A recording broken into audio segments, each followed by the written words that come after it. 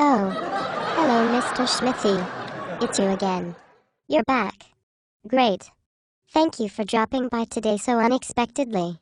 Next time, can you give me enough notice so that I can be ready and prepare a good lesson?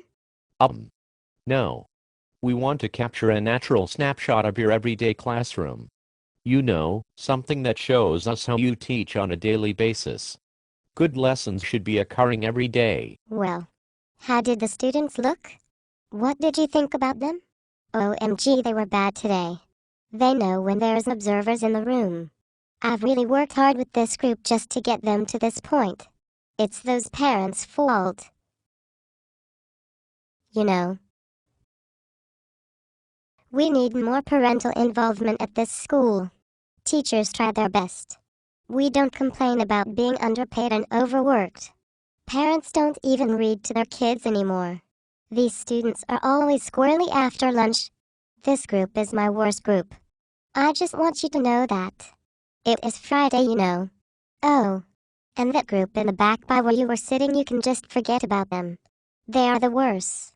I think the boy that was wearing the red, you know that guy in the red? He's a gangbanger. A lot of our kids are gangbangers, you know. Don't think those kids can learn anyway. I don't understand how these kids can be so emotionless. Well, they were typically a good group, always listening and sweet. I don't know why they acted like this today. Beats me. Observers throw them off. Must be a full moon. They're good kids. Yeah. What was your question again? Miss Fendrick, what was your lesson about? I was a bit confused, because it is an English literature class and I expected to see a lesson revolving around English literature. I thought it was English related. Your class is 90 minutes long. When I walked into your class, you were showing a student pictures on your cell phone. Cell phone? I don't own a cell phone.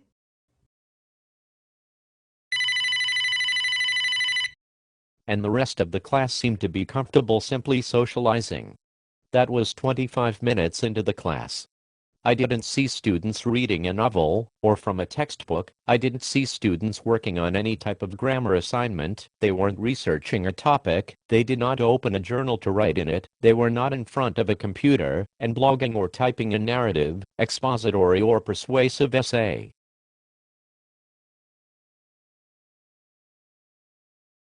After you threatened them a countless number of times that you would write them up and send them to the dean, you did not follow through. Why did you not follow through? Then you looked a bit confused. You were scrambling for something. Then you handed out worksheets. Well, I feel there can be lots of validity in a worksheet that is both rigorous and fun. It was a crossword puzzle.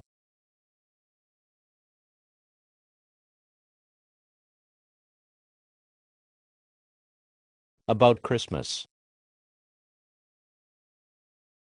These are juniors trying to prepare for the biggest standardized test of their academic career, and you are their English teacher.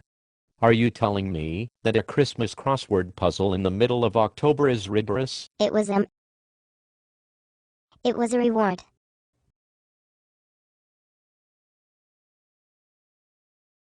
It was a reward for doing such a great job on their previous assignment and for finishing their previous assignment early. Lots of them are special ed anyway. You know what I mean. I saw no evidence of this previous assignment. You did not have an objective on the board. You did not have an agenda on the board. You did not have your lesson plan posted. You do not have student work up on the walls. You did not make clear what your expectations were. You did not have class rules posted anywhere. You do not have grades up.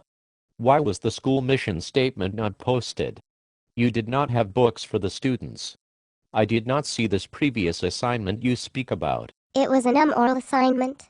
They did not need books for an oral assignment. I did not see a bell ringer up. There was no evidence of a bell ringer. What routine do your students have at the beginning part of your class if you do not have a bell ringer? I did not see a bell ringer. I gave it to them for homework. Aye. Miss Fendrick, a bell ringer is a short activity that engages the students at the beginning of class, both providing you with time to take attendance and preparing students' minds to work. This is followed by rigorous instruction and practice. I did not see evidence of rigor in your classroom. I did not see evidence of you use data to inform and drive your instruction. I did not see evidence of routines in your classroom. I did not see critical thinking. I did not see good front-loading. I did not see differentiation. I did not see cooperative learning. I only saw what seemed to be your grocery list written on the corner of your dry erase board. It read eggs, milk, rye, tuna, and celery. That was my word wall. As you know, students need to be challenged, and I do that with my word wall. I make them copy the definitions. Eggs, milk, rye, tuna, and celery. We start with words and then define them. Tuna. Word enrichment. Tuna. Building their vocabulary schemata. Mr. Schmitty, have you heard of Catcher in the Rye? Oh. Your class is reading Salinger? Who? You mentioned that your class is reading Catcher in the Rye and J.D. Salinger is the author. You are reading it? Salinger? No. That is why I was asking you. I was asking if you heard anything of it. I heard some people talk about it being taught in every English class, and you brought up rye and it reminded me of it. So I would ask. The word rye was what you stated as being part of your word wall. Forget it. Just get to your lesson. What was this previous lesson about? Explain to me your lesson. What was your goal, and what were the students attempting to master through your lesson? Can you maybe text me the morning you are coming to observe me? Does my department chairperson happen to know when you are planning your next round of observations? No, he does not. You need not to worry about when administrators come and observe your class. Good lessons should be planned prior to implementation all the time. Why, I love my English literature class. I've just explained to you what we expect to see when we conduct observations, and how you lacked all of them. You didn't even have a bell ringer. No. I am describing the assignment. Prior to you walking in and observing the educational worksheet activity, I told my students to deliver speeches about how much they love their English lit class. That was the previous assignment.